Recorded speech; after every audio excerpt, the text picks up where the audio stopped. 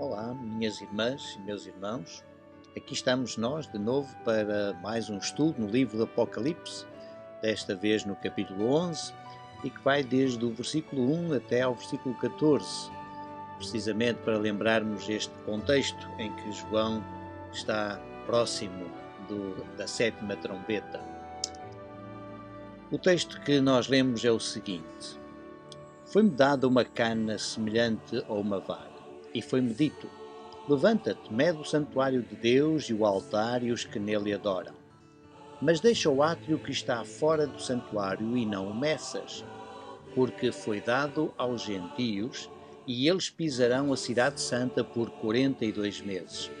E concederei às minhas duas testemunhas que, vestidas de saco, profetizem por 1260 dias. Estas são as duas oliveiras e os dois candeeiros que estão diante do Senhor da terra. E se alguém lhes quiser fazer mal, das suas bocas sairá fogo e devorará os seus inimigos. Pois se alguém lhes quiser fazer mal, importa que assim seja morto. Elas têm poder para fechar o céu, para que não chova durante os dias da sua profecia, e têm poder sobre as águas para convertê-las em sangue e para ferir a terra com toda a sorte de pragas, quantas vezes quiserem. E quando acabarem o seu testemunho, a besta que sobe do abismo lhes fará guerra e as vencerá e matará. E jazerão os seus corpos na praça da grande cidade, que espiritualmente se chama Sodoma e Egito, onde também o Senhor, seu Deus, foi crucificado. Homens de vários povos e tribos e línguas e nações verão os seus corpos por 3 dias e meio, e não permitirão que sejam sepultados. E os que habitam sobre a terra se regozijarão sobre eles e se alegrarão, e mandarão presentes uns aos outros, porquanto estes 2 profetas atormentaram os que habitam sobre a terra. E depois daqueles 3 dias e meio, o Espírito de vida vindo de Deus entrou neles, e puseram sobre os seus pés, e caiu grande temor sobre os que os viram. E ouviram uma grande voz do céu que lhes dizia: Subi para cá. E subiram ao céu em uma nuvem. E os seus inimigos os viram. E naquela hora houve um grande terremoto. E caiu a 10ª parte da cidade. E no terremoto foram mortos 7.000 homens. E os demais ficaram atemorizados e deram glória ao Deus do céu. É passado o segundo ai. Eis que cedo vem o terceiro. Parece que é sentimento comum entre os estudiosos que este capítulo é um verdadeiro quebra-cabeças. E é por isso, dizem eles, de difícil interpretação. A grande questão que se coloca é se o texto deve ser interpretado simbólica ou literalmente, ou até, provavelmente, as duas em conjunto. O problema maior ainda é pensar que este texto foi escrito para descrever eventos que vão acontecer no futuro, no fim dos tempos, pensando que o fim dos tempos é aquele que se vive agora. Ora, tendo em conta que se trata de literatura apocalíptica, como nós temos dito, mas também ao mesmo tempo profética, o livro apresenta a mensagem de Deus para o seu povo, utilizando imagens e ligações até com o Antigo Testamento, a fim de levantar o ânimo dos crentes e assegurar-lhes que Deus continuará a implementar o seu plano e a fazê-los chegar a bom porto. Com a abertura do 7º selo, deu-se o início ao toque das trombetas. Estamos lembrados disso. As quais estão associadas a várias catástrofes naturais que destroem parte do planeta e atormentam o ser humano. E são sinais de Deus para que a humanidade se arrependa. Pelos vistos, este segundo ai, associado então à 6ª trombeta, sofre uma intercalação que tem como objetivo incentivar o papel do servo de Deus, conforme nós vimos no capítulo 10. E ao mesmo tempo confrontá-lo com a tarefa que está expressa no capítulo 11. Aliás, ou quando nós lemos exatamente no final do capítulo 10, aquilo que diz assim: Então me disseram: importa que profetizes outra vez a muitos povos e nações e línguas e reis. Ora, esta intercalação tem um segundo objetivo, que é declarar mais uma vez que as portas da morte não prevalecerão sobre a Igreja de Jesus Cristo. E é com símbolos e imagens que João usa neste capítulo a fim de descrever a situação da Igreja e a sua missão, assim como também as próprias forças do mal que combatem a Igreja. Este capítulo 11 mostra que aquilo que Jesus proferiu e profetizou sobre a sua Igreja diante de Pedro é uma realidade e que ela continuará a ser uma verdade quando Jesus disse estas palavras: sobre esta pedra edificarei a minha Igreja e as portas do Hades não prevalecerão contra ela. Nós encontramos isto em Mateus, no capítulo 16, versículo 18, principalmente a partir da segunda metade do versículo. Na altura em que João escreve esta Odisseia, certamente os cristãos questionavam-se sobre o seguinte: será que a Igreja de Cristo vai aguentar esta pressão do mundo?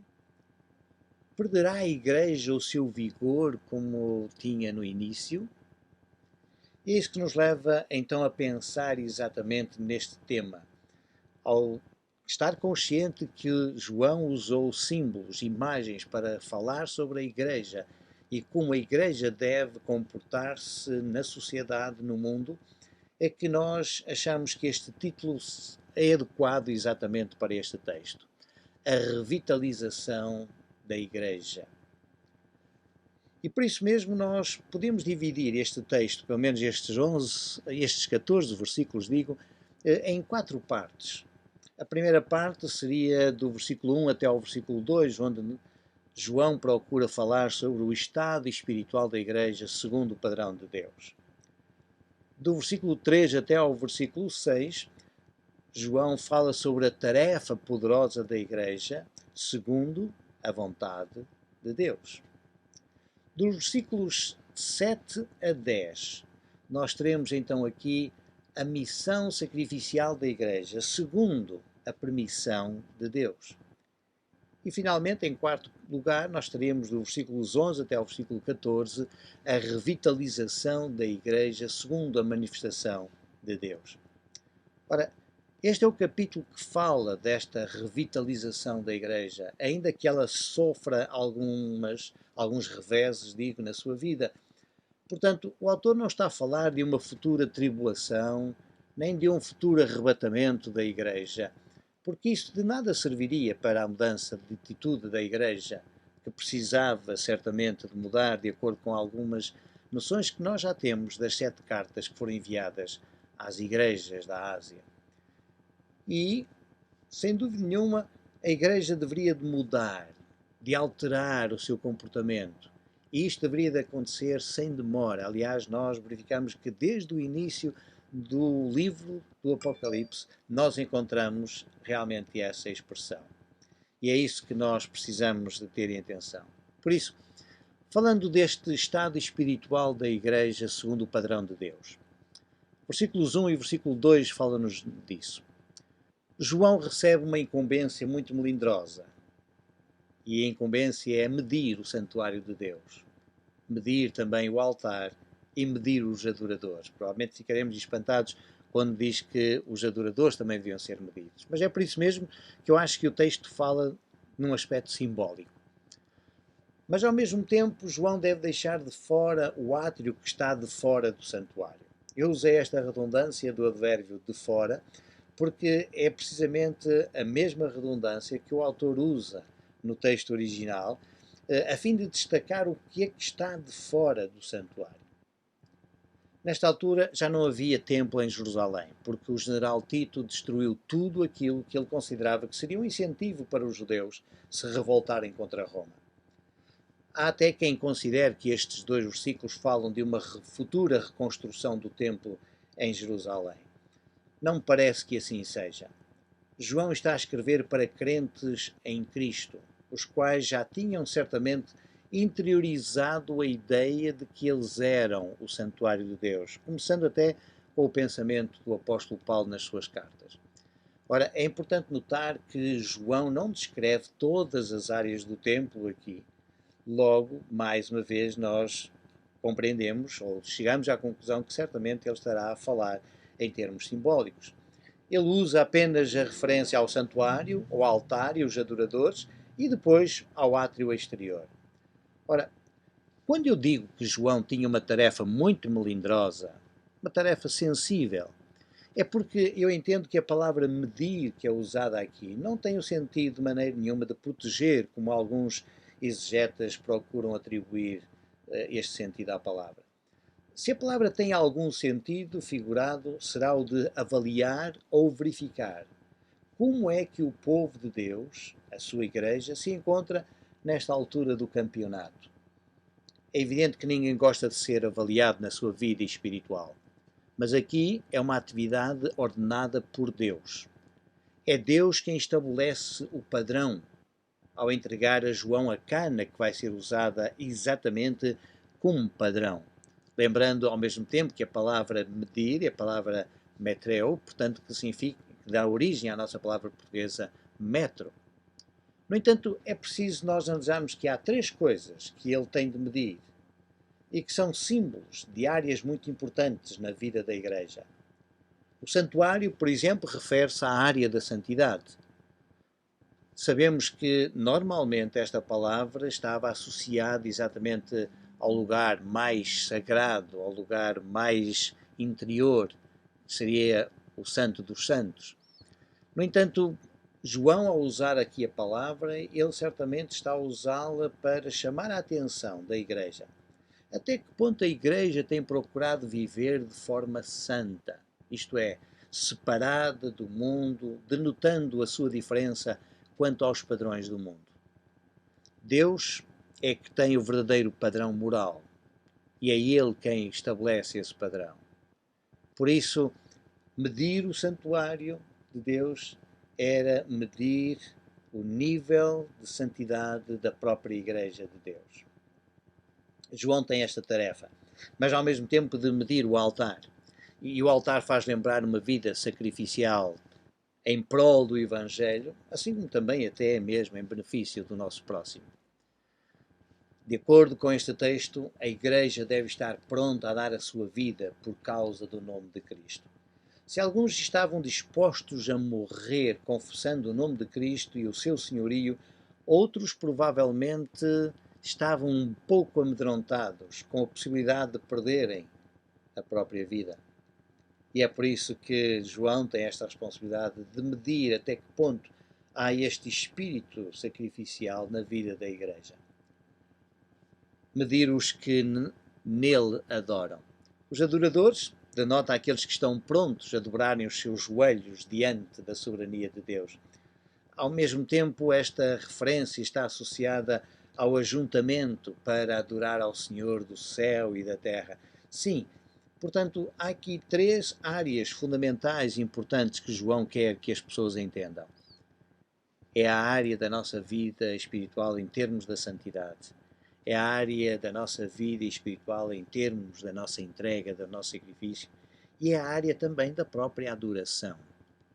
Até que ponto a Igreja está disposta a viver esta verdadeira adoração? E que medida é que a Igreja tem? Qual é o padrão, qual é o valor que a Igreja tem? No versículo 2 diz-se que João deve deixar o átrio do santuário e não medir. Ora, segundo o texto, o átrio foi dado por Deus aos gentios, não é? O que nos diz aqui. E porquê que nós vemos que Deus deu aos gentios? Porque este verbo encontra-se na voz passiva, foi dado. E esta voz passiva denota a tal chamada pelos gramáticos de divina passiva, tal e qual como acontece no versículo 1. O verbo edoce é, de facto, a palavra que nós encontramos aqui do verbo didomi. Portanto, é possível que o texto tenha por base o acontecimento até do cerco de Jerusalém pelas tropas romanas e depois a posterior invasão da cidade.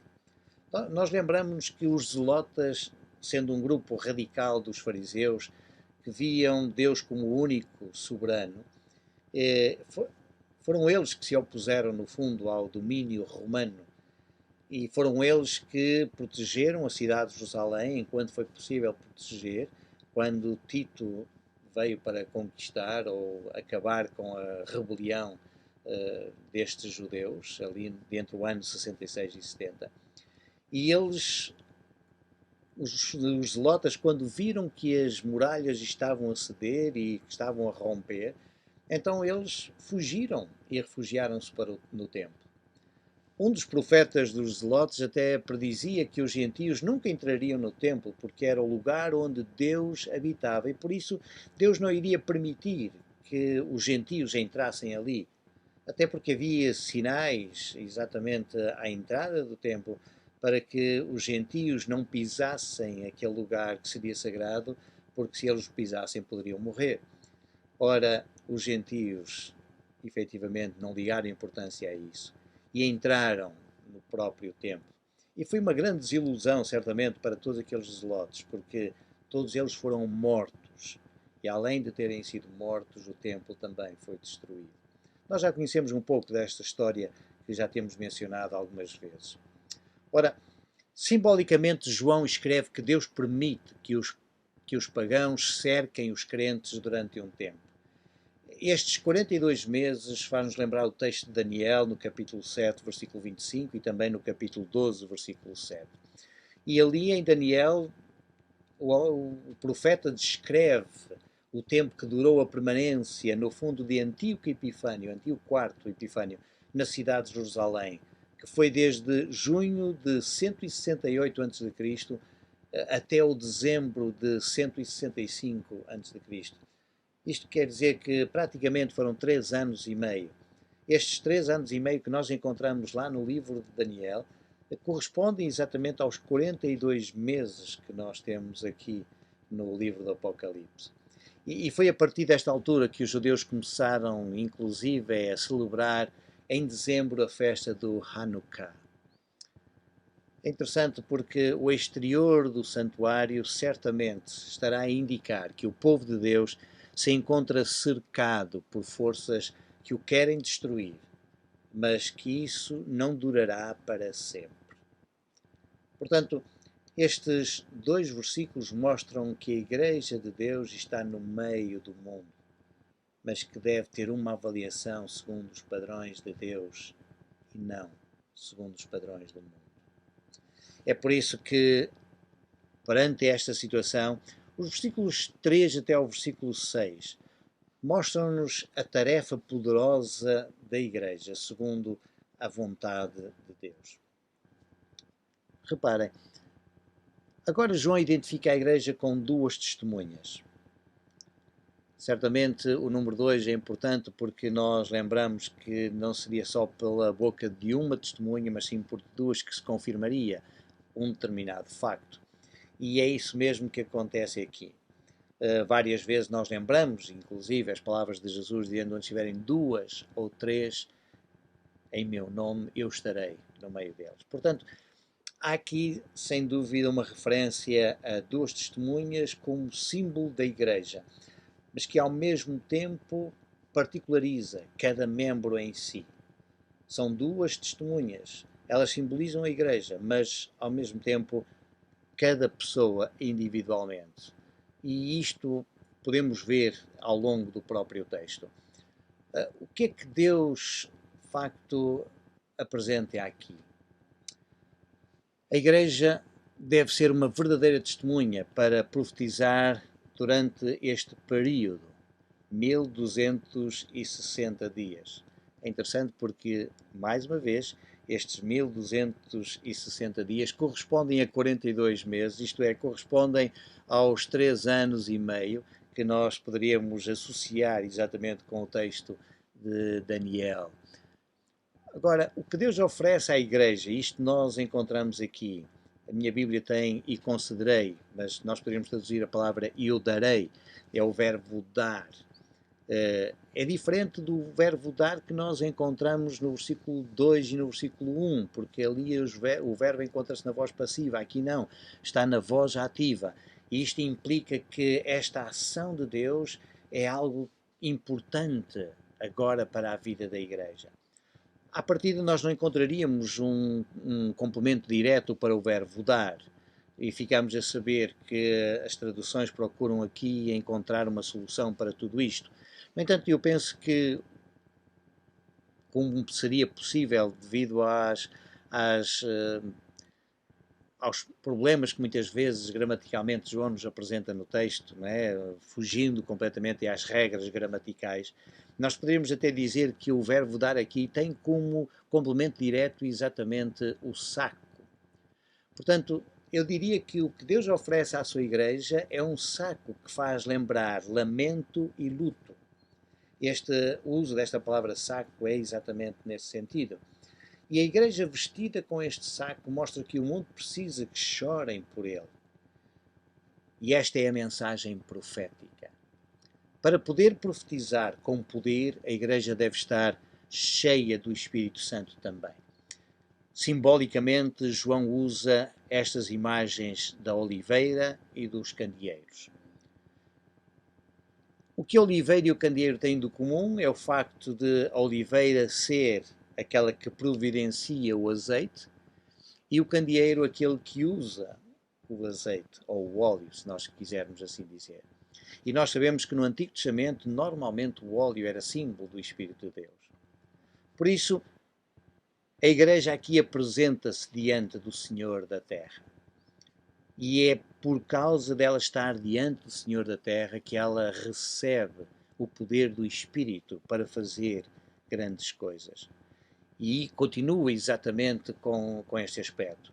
Ela não vai estar livre dos ataques dos inimigos, de maneira nenhuma. Haverá alguém que quer fazer mal à Igreja e, no entanto, a Igreja tem uma mensagem poderosa. Esta mensagem que sai da sua boca deve ser como fogo que devora. Claro que estas são imagens realmente fantásticas e extraordinárias, mas isto faz-nos lembrar aquilo que nós leríamos no livro do profeta Jeremias, exatamente no capítulo 5, versículo 14, em que lemos que o Senhor prometeu fazer com que a sua mensagem fosse como fogo. Os ataques tanto podem estar já a acontecer, como podem eventualmente vir a acontecer, como nos mostra depois o texto nesta segunda frase. Pois se alguém lhes quiser fazer mal, à partida parece-nos a mesma coisa em português, mas não. A construção gramatical é diferente e por isso mesmo esta segunda frase apresenta-se como uma eventualidade, como algo que eventualmente pode acontecer. Portanto, mas a comunhão com Deus acaba por capacitar a sua igreja e a resistir e a vencer os inimigos, porque importa que assim seja, morto. Isto é necessário. Portanto, por enquanto, Deus está a intervir e é exatamente que através da sua mensagem, através da sua palavra, Deus usa a sua igreja para vencer os inimigos. A descrição que nós temos no versículo 6 faz lembrar duas personagens importantes na história de Israel. A primeira aponta para Elias, que enfrentou o rei Acabe, como nós sabemos, que fora paganizado, acima de tudo, pela sua mulher Jezabel, e que aceitou a adoração do deus Baal no seu reino. Elias, então, vendo tudo aquilo, falou contra a existência do deus Baal ali. E até desafiou o povo a escolher entre Deus, o Senhor vivo e verdadeiro, e Baal. Entretanto, Elias orou para que não chovesse mais durante o seu tempo de profecia, diz-nos o texto. E o objetivo era levar o povo a reconhecer que só Deus tem poder para mandar a chuva e não era Baal de maneira nenhuma. Por isso, para que Elias pudesse fazer isto e pudesse enfrentar 400 profetas de Baal e até mesmo o poder político, o poder que Jezabel tinha, ele precisava de estar constantemente em comunhão com Deus para poder assim falar desta maneira. A segunda personagem que nós temos aqui no texto do versículo 6 descreve claramente Moisés. Foi Moisés que enfrentou o faraó e lá no Egito transformou as águas em sangue e provocou ao mesmo tempo toda a sorte de pragas. Parecia até que quantas vezes quisessem.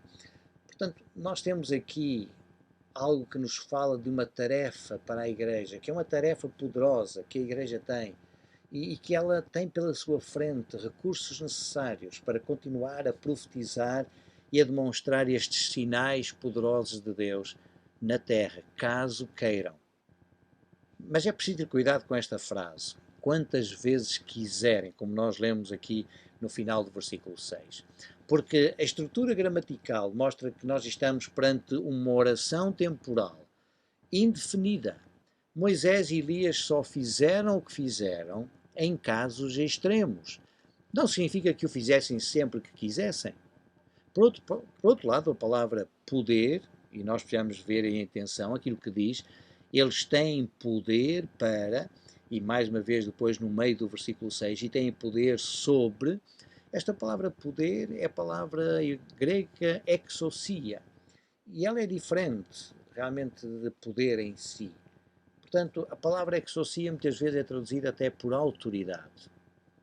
É interessante porque poder é quase sempre sinónimo de força. O poder é o uso da força em si. A autoridade é sinónimo de exemplo, isto é, nós só temos autoridade pelo exemplo que damos. Por isso é que Jesus acabou por dizer também: é-me dado todo o poder. E a palavra lá é exatamente exousia, no sentido de é-me dado toda a autoridade nos céus e na terra. Porquê? Por causa do exemplo que ele deu. E aqui é necessário lembrar aquilo que Jesus disse, inclusive, a Pedro no jardim de Getsemane, se nós estamos lembrados. Quando Pedro puxou da espada para combater a multidão que vinha prender Jesus. E que Jesus acaba por dizer que, se ele quisesse, poderia mandar vir um exército celestial para combater a multidão que o veio para prender. Mas, lá de acordo com o texto de Mateus 26, versículo 53, nós verificamos que Jesus não quis. Quando foi necessário, Jesus fez maravilhas e até conseguiu escapar aos intentos dos que o queriam matar. Mas agora ele tinha terminado o tempo da sua profecia. E a Igreja também deve profetizar poderosamente, porque sabe que tem recursos poderosos para vencer os inimigos, segundo a vontade de Deus. E isto leva-nos exatamente à terceira parte deste nosso texto, dos versículos 7 até ao versículo 10, porque acaba por demonstrar exatamente assim. E aqui nós falamos, ou João certamente quer nos falar sobre esta missão sacrificial da Igreja segundo a permissão de Deus. Sim, é segundo a permissão de Deus.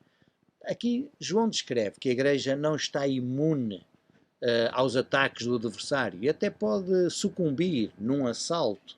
Eu digo assalto porque a palavra que é usada aqui para guerra é a palavra polemos, e esta palavra certamente nos faz lembrar mais as questões polémicas e até propriamente dito nos assaltos. Não há aqui a ideia de que é uma guerra completa e totalmente. Ora,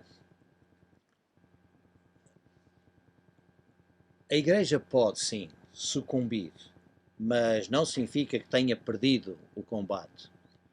O texto fala, em primeiro lugar, de um terminar da missão que lhe foi atribuída. Sim, reparem, e quando acabarem o seu testemunho. Quando acabarem. Isto é, e quando vierem a acabar, então, o seu testemunho. Mais uma vez, nós encontramos aqui exatamente a palavra testemunho, que é usada no sentido de dar a vida. Porque testemunhas é a palavra mártir, que implica exatamente isso. Certamente, João estaria aqui a falar, a lembrar aquilo que aconteceu com muitos cristãos, que, tendo dado o seu testemunho, acabaram por morrer às mãos dos seus algozes. Esta oração temporal indefinida aponta para um tempo que só Deus sabe quando é que a tarefa está completa. É interessante porque Jesus usou exatamente este mesmo verbo para dizer que acabou o seu ministério aqui na terra. Lá na cruz ele diz tetelestai. É este verbo que Jesus usa e que aqui João também usa. Quando terminam, quando está consumado, de acordo com a tradução normalmente nas nossas Bíblias. Portanto, sempre que se acaba uma tarefa, pelos vistos, a besta não gosta. E por isso mesmo ela polemiza, vence e até acaba por matar. Interessante. Esta besta é sinónimo de brutalidade, porque a palavra está associada aos animais selvagens. Ao longo da história, ao longo da época, a palavra foi identificada com Antíoco IV Epifânio, também depois foi identificada com Nero, com outros imperadores. O facto de o verbo apontar aqui para esta expressão faz-nos lembrar que realmente a brutalidade em si está em qualquer lugar. Vejamos o que é que acontece. Esta brutalidade sobe do abismo. Sabemos que o abismo faz lembrar exatamente o lugar onde, de acordo com o pensamento judaico, estavam os espíritos malignos. E é por isso mesmo que se fala aqui de algo maligno, algo mau, algo também com uma certa brutalidade. E surge continuamente, eles vão subindo, portanto o verbo subir também está num presente do particípio e mostra-nos este pensamento constante de uma atividade, de uma ação constante. Esta brutalidade contra os verdadeiros cristãos nunca para. E por isso mesmo é que, tendo ganho esta luta e tendo vencido, as testemunhas acabam por morrer. Porque Deus permite que assim aconteça. Ou porque efetivamente já chegou ao fim da sua tarefa. E por isso, como nós dissemos, se as testemunhas representam a Igreja, mas cada membro individualmente, era exatamente isso que acontecia no tempo de João. Muitos crentes sucumbiam depois de terem dado o seu testemunho. E nós já lembramos muitos, então, ao longo da história da Igreja, como eles deram o seu testemunho. O que acontece aqui agora é que no versículo 8 nós lemos que o cadáver das testemunhas na praça da grande cidade fica exposto aos olhares de toda a gente e por algum tempo, 3 dias e meio, diz-nos o texto. E o cadáver das testemunhas, e eu utilizo o cadáver porque exatamente a palavra no texto original está no singular e não no plural, como as nossas Bíblias procuram corrigir, provavelmente uma suposta falha, um suposto erro. Mas eu creio que João usa exatamente a palavra no singular para dar esta ênfase. Sim, há uma certa unidade. Os membros da igreja podem ser vários, mas há esta unidade, porque morrendo um, toda a igreja em si sofre, toda a igreja participa exatamente dessa morte também. E é isso que está exposto aqui. Entretanto, nós faríamos esta pergunta, mas afinal, o que é que significa esta praça da grande cidade? Que grande cidade é esta?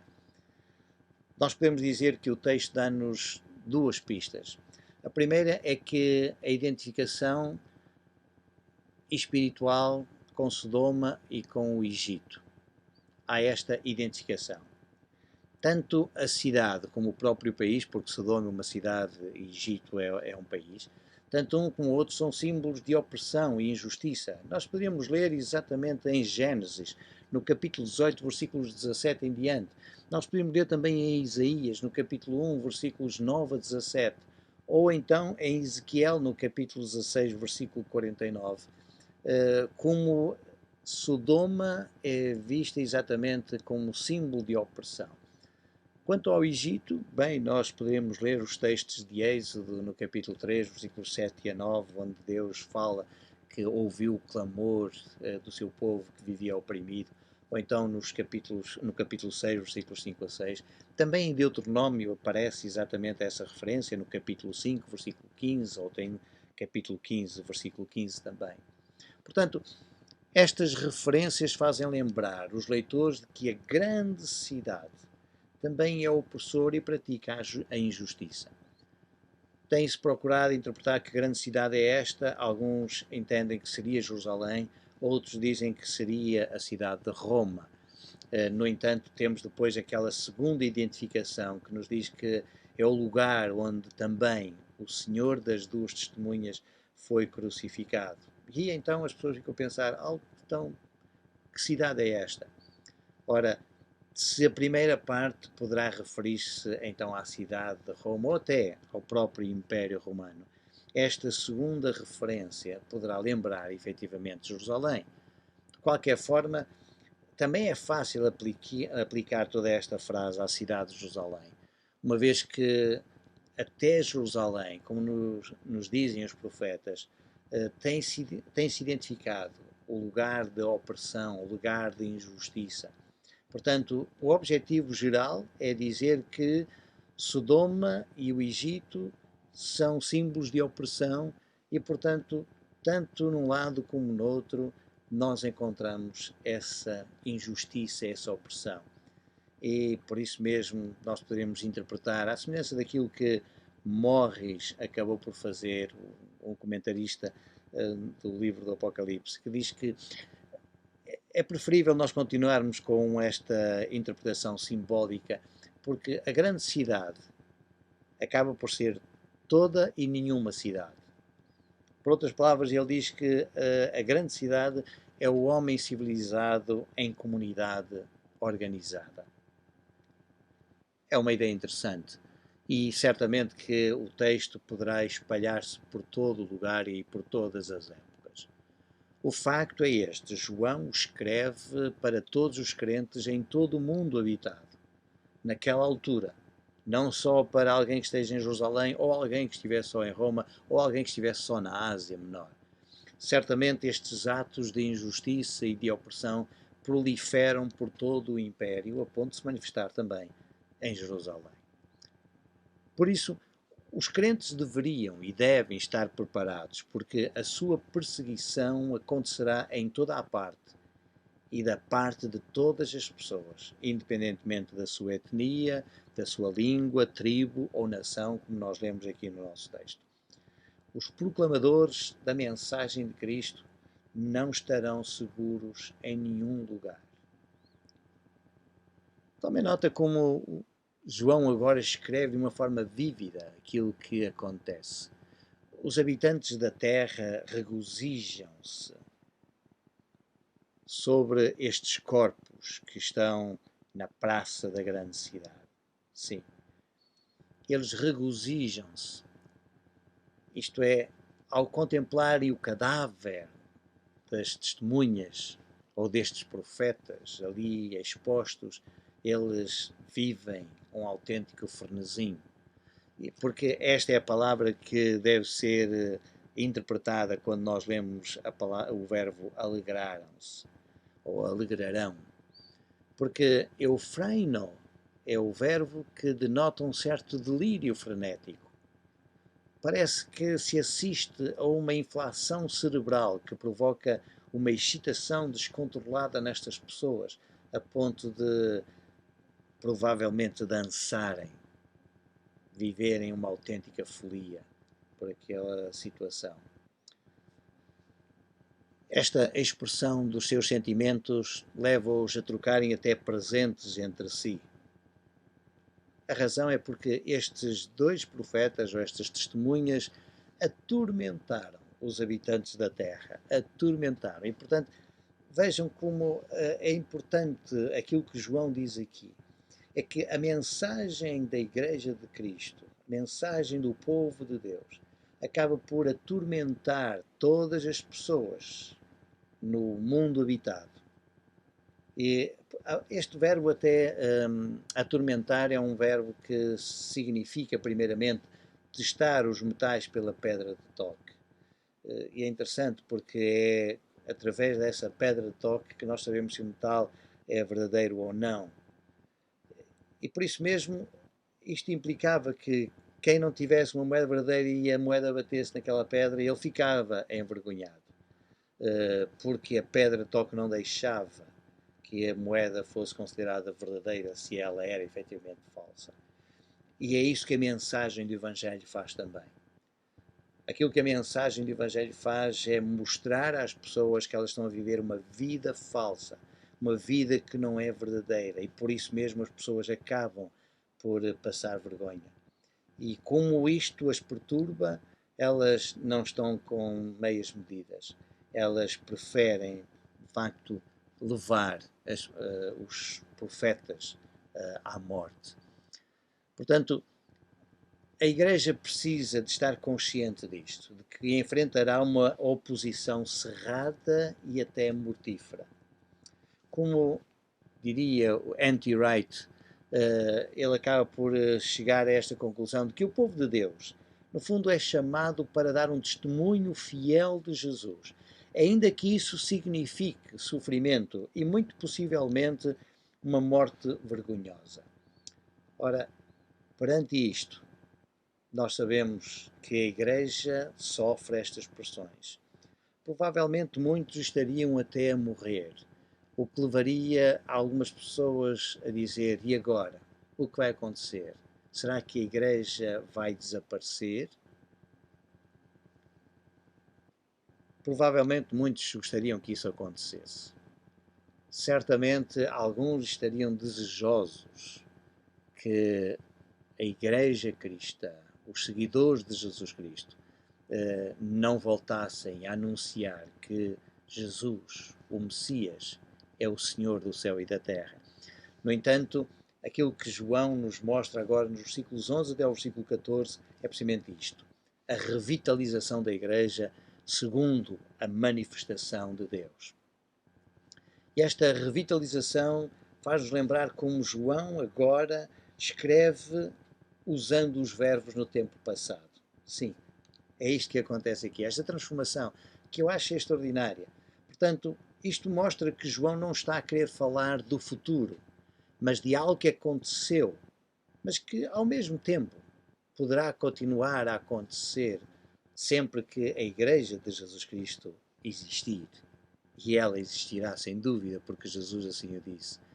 E quanto menos se esperava, ou quando se pensava que tudo estava perdido, eis que o Espírito de vida proveniente de Deus entra na vida da Igreja e coloca-a de pé.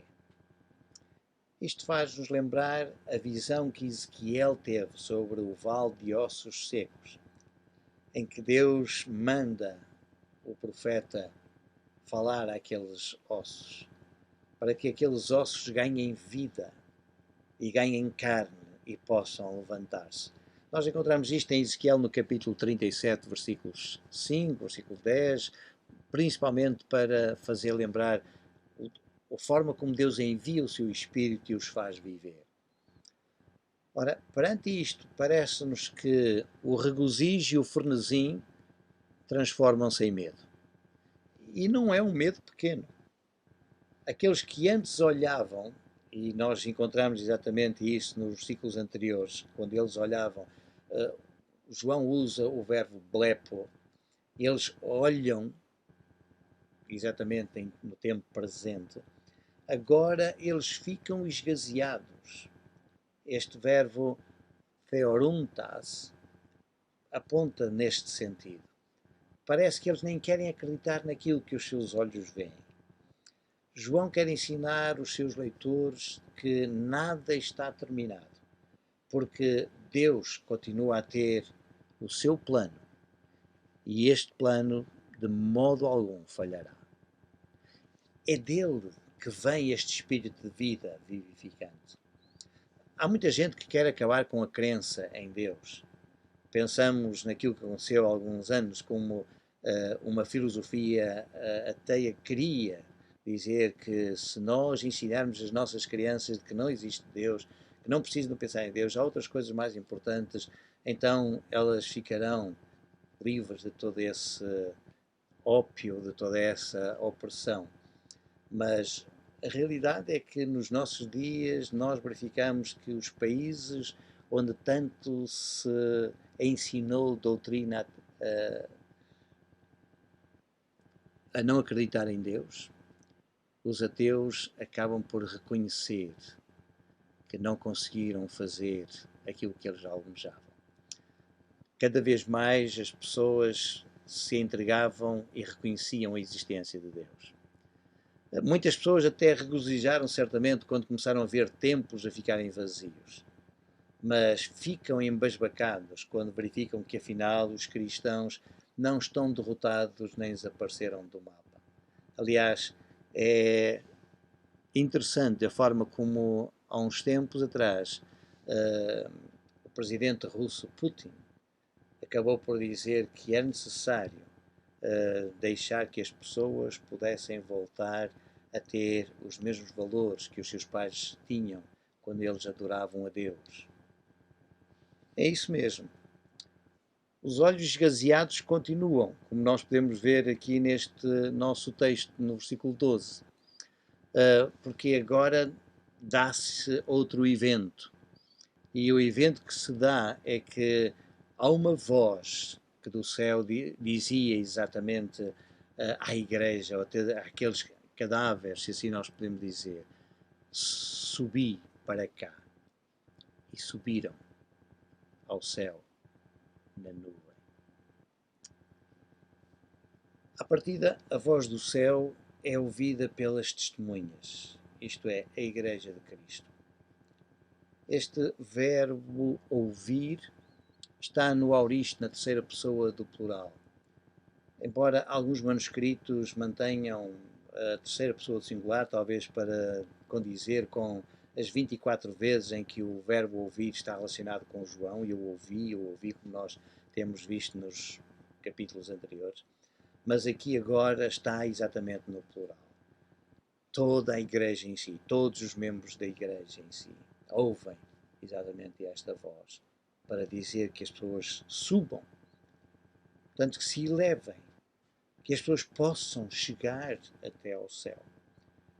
Esta é uma ideia interessante, não é propriamente a questão de ir para o céu, porque nós teríamos que entender aqui que há uma subida simbólica, porque o objetivo é falar de um envolvimento com Deus, é estar na presença de Deus, envolto na nuvem. Sim, o texto não fala de uma nuvem, como infelizmente também a minha própria versão traduz em uma nuvem, e a maioria das traduções também fazem isso, mas o texto original tem a nuvem. E há aqui, efetivamente, indícios de se tratar de uma referência à nuvem pela qual Yahvé se manifestou a Israel, como nós leríamos em Êxodo no capítulo 13, versículo 21 e seguinte, e que passou a ser uma tradição usada depois na interpretação que o apóstolo Paulo faz dos acontecimentos no Antigo Testamento, conforme nós podemos ler em 1 Coríntios, no capítulo 10, versículos 1 até ao versículo 2. É interessante este texto. No entanto, os inimigos do povo de Deus ficam espantados com este acontecimento. Nós diríamos outra vez assim, ficam esgazeados. Talvez ficando a pensar assim, como é que é possível a revitalização deste povo que à partida tinha sido vencido, tinha sido morto, que estava a enfraquecer cada vez mais. Muitos estavam a desistir da fé cristã, muitos estavam a dizer que negavam a Cristo. Mas e agora? O que é que acontece com esta igreja? João usa no versículo 13, e naquela hora, isto é, no mesmo instante, dá-se a manifestação de Deus através de acontecimentos cósmicos. Eu creio que João continua a falar em termos simbólicos. Esta palavra houve, que nós temos aqui, houve com H, claro, no sentido de aconteceu, algumas Bíblias traduzem por aconteceu, é o termo que é usado no Antigo Testamento várias vezes, muitíssimas vezes, para falar da intervenção divina. quando Deus intervém na história, quando Deus intervém na natureza, quando Deus intervém no povo. E aconteceu que João certamente tem em mente o texto de Ezequiel, no capítulo 38, versículo 19, quando ele usa esta expressão, um grande terremoto, para simbolizar convulsões sociais e até espirituais. Sim, porque fazendo uma comparação do texto da Septuaginta de Ezequiel com o texto do livro do Apocalipse, nós encontramos esta relação, palavras quase textualmente produzidas. Portanto, as pessoas não suportam esta manifestação de Deus e isso provoca destruição e mortandade. Enquanto um grupo acaba por ser levado para a morte com o terremoto, há quem escape e ao ficarem vivos, e efetivamente eles ficam atemorizados. Eu diria que esta palavra, enfoboi, significa ficar extremamente aterrorizado. Parece que finalmente há algo que mexe com as pessoas. Até aqui ninguém ficava com medo do que acontecia. Todos continuavam a viver a sua vida normal. Nós podemos ler isto no capítulo 9, versículo 21. Noutras ocasiões, as pessoas procuravam até a morte para ver se fugiam ao julgamento divino, como nós leríamos no capítulo 6, versículos 15 em diante. Agora, aqui nós temos uma reação que começa com um sentimento de medo extremo e que termina com dar glória ao Deus do céu. Que frase maravilhosa. Normalmente, há quem pense que este dar glória é indicativo de que estas pessoas acabaram por se arrepender e por isso as levaram a dizer exatamente isto, dar glórias a Deus. No entanto, se é isto que acontece ou não, o texto não refere propriamente que eles tenham arrependido. Às vezes é pura e simplesmente uma questão das pessoas chegarem àquela conclusão. Realmente, Deus é que é o Deus Altíssimo, Deus é que é o Deus dos céus e da terra. Este Deus que esta igreja adora é aquele que merece ser glorificado. Mas nem sempre, às vezes, o reconhecimento significa que as pessoas o façam e submetam à soberania de Deus. O que acontece muitas vezes é exatamente isto.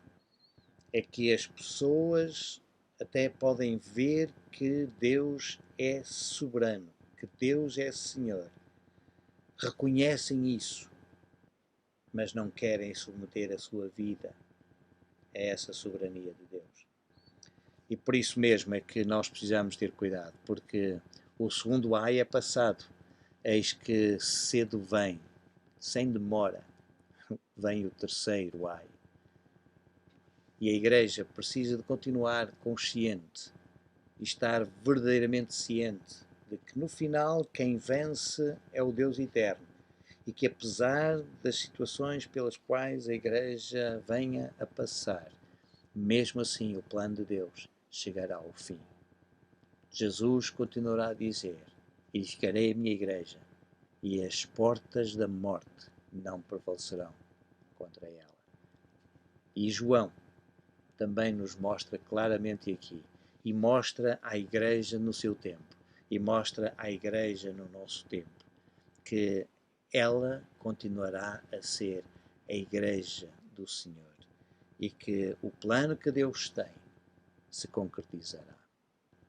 Que Deus nos ajude a compreender que precisamos verdadeiramente deste poder de Deus, desta vida que Deus dá à Igreja, para a Igreja voltar a ser reavivada e a experimentar mais uma vez um verdadeiro testemunho fiel, estando consciente que Deus utiliza os seus servos para medir a condição da sua Igreja.